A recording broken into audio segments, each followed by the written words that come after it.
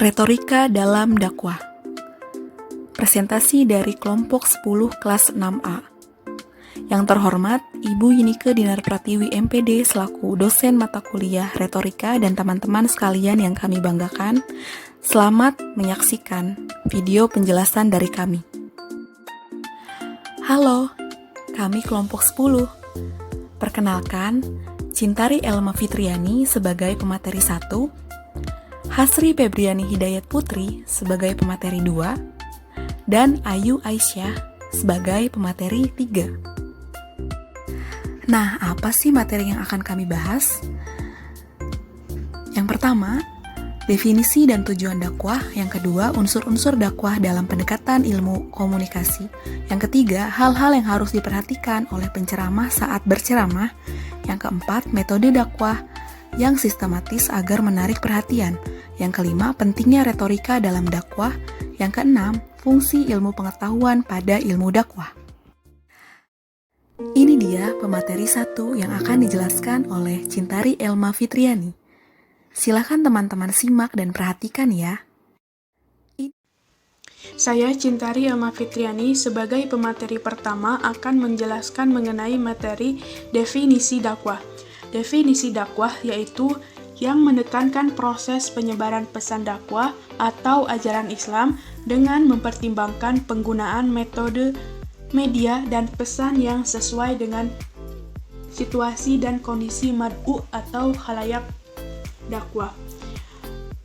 Penggagas dari definisi dakwah seperti ini adalah Ahmad Galwusi. Ia mengemukakan bahwa dakwah itu sebuah proses menyampaikan pesan Islam kepada manusia setiap waktu dan tempat dengan metode dan media yang sesuai dengan situasi serta kondisi para penerima pesan dakwah atau khalayak dakwah.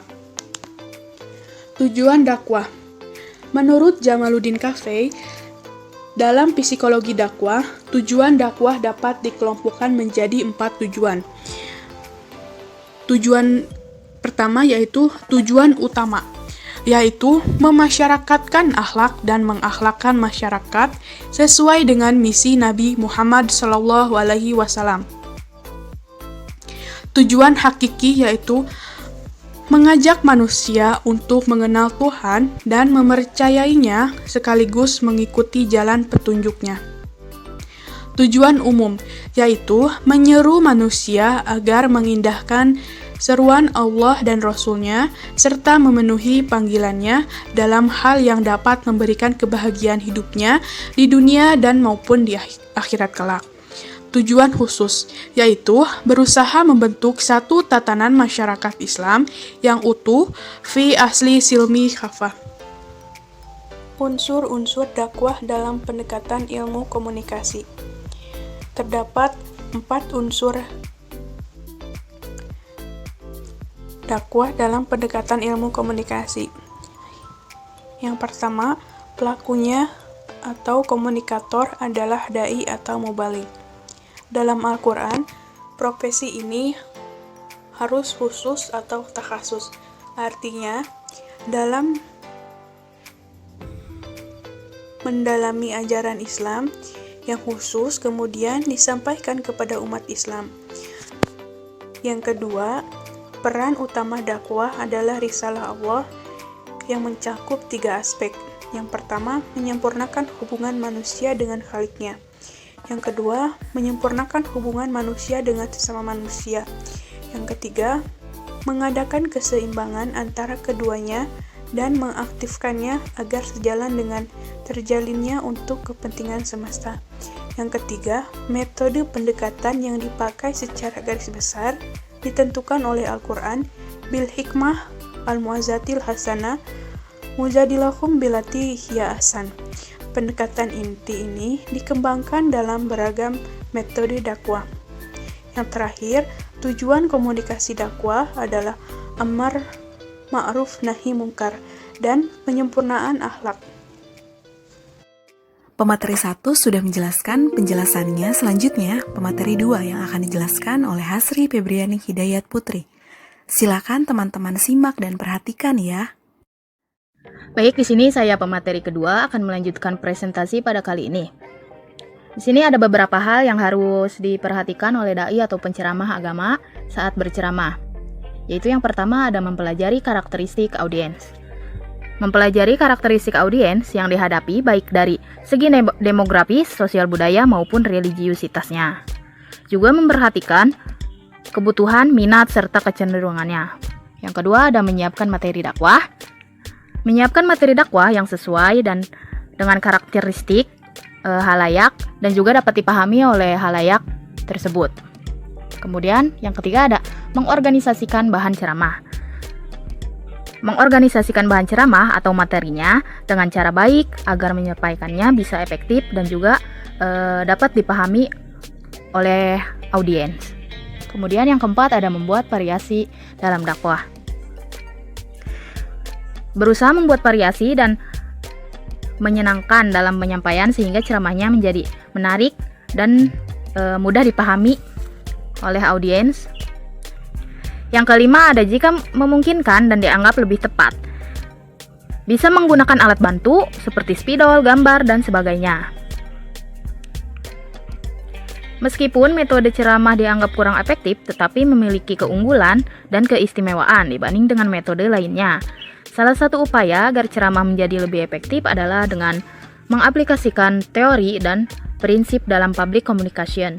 Karena dari segi proses komunikasinya, ceramah agama pada dasarnya adalah public communication, hanya berbeda dalam isi pesan dan tujuannya.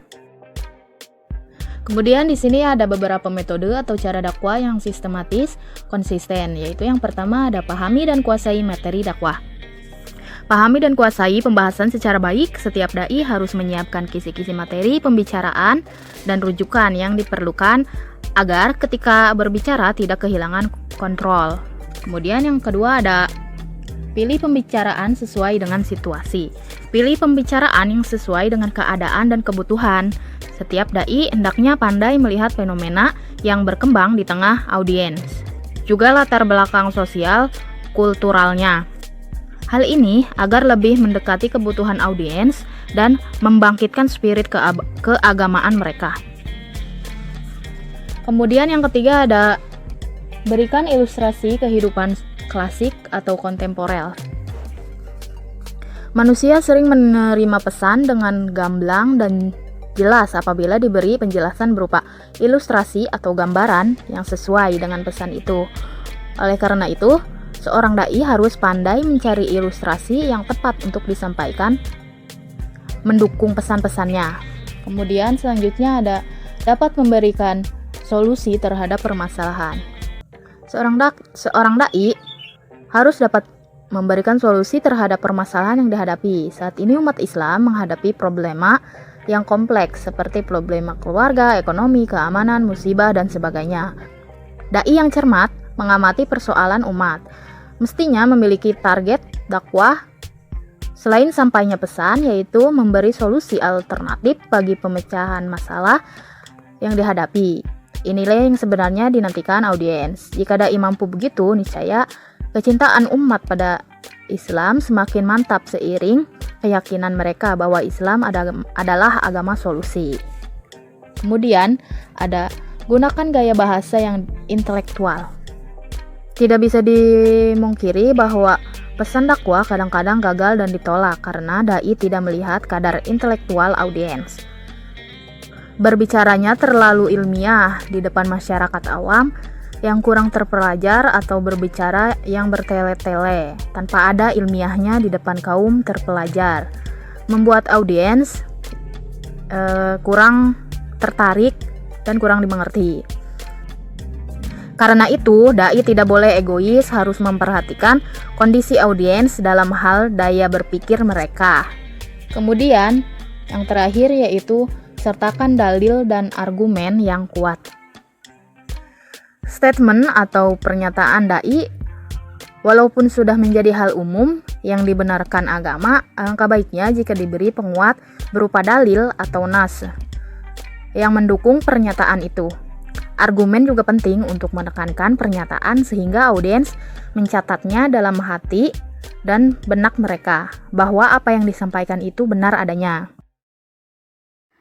Baik, pemateri 2 sudah menjelaskan penjelasannya. Selanjutnya, pemateri 3 atau pemateri terakhir yang akan dijelaskan oleh Ayu Aisyah. Silakan teman-teman simak dan perhatikan ya. Semangat! Halo teman-teman, saya Ayu Aisyah sebagai pemateri ketiga. Di sini saya akan menjelaskan mengenai pentingnya retorika dalam dakwah.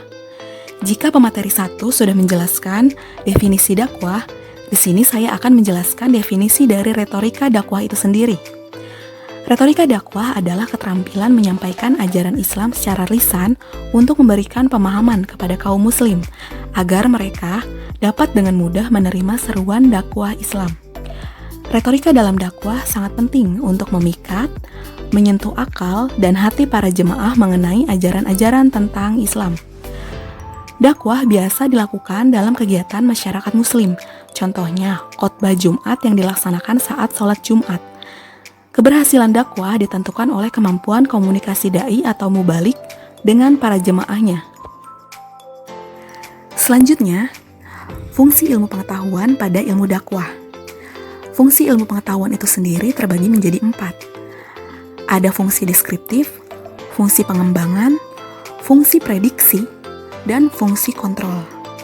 Jika keempat fungsi ilmu pengetahuan itu diterapkan pada ilmu dakwah, maka yang pertama, fungsi deskriptif menjelaskan mengenai sumber datangnya perintah dakwah, kepada siapa diperintahkan, dan meliputi hal apa dalam perintah tersebut. Ini adalah hal-hal yang sudah diajarkan dalam Al-Quran dan As-Sunnah. Yang kedua, fungsi pengembangan. Dakwah dijelaskan dari kajian-kajian terdahulu sampai kini, dari para ulama yang saling mengisi menjadi gugusan pengetahuan yang sangat berharga bagi pengembangan ilmu dakwah. Karena dakwah berada di ruang dan waktu, aktualisasi dakwah diharapkan pada lapangan hidup, pada kurun waktu yang berbeda akan menyumbang gugusan keilmuan secara terus-menerus. Yang ketiga, fungsi prediksi. Ilmu dakwah menyusun berbagai metode dakwah yang dapat diterapkan pada masa-masa mendatang, mengingat perkembangan sosial, politik, ilmu, dan teknologi ke depan membutuhkan pengembangan metodologi dakwah dan hal lain yang pasti banyak terkait dengan perubahan pada masa yang akan datang, yang menuntut perkembangan ilmu dakwah itu sendiri. Yang keempat, ada fungsi kontrol. Ulama perlu meneliti setiap segmen dakwah yang berpengaruh pada masa depan. Jika ada pengaruh baik, segmen dakwah dapat terus dikembangkan. Sebaliknya, jika diyakini dapat berakibat buruk, segmen dakwah harus ditinggalkan. Karena ada beberapa oknum yang memanfaatkan dakwah untuk kepentingan radikalisme. Itu menuntut masyarakat muslim harus lebih waspada dan tahu mana yang baik dan mana yang buruk. Pemateri 1, 2, dan 3 sudah menjelaskan materinya. Sekian dan terima kasih teman-teman sudah menyaksikan penjelasan dari kami dari awal sampai akhir. Kurang lebihnya mohon maaf. Sampai jumpa.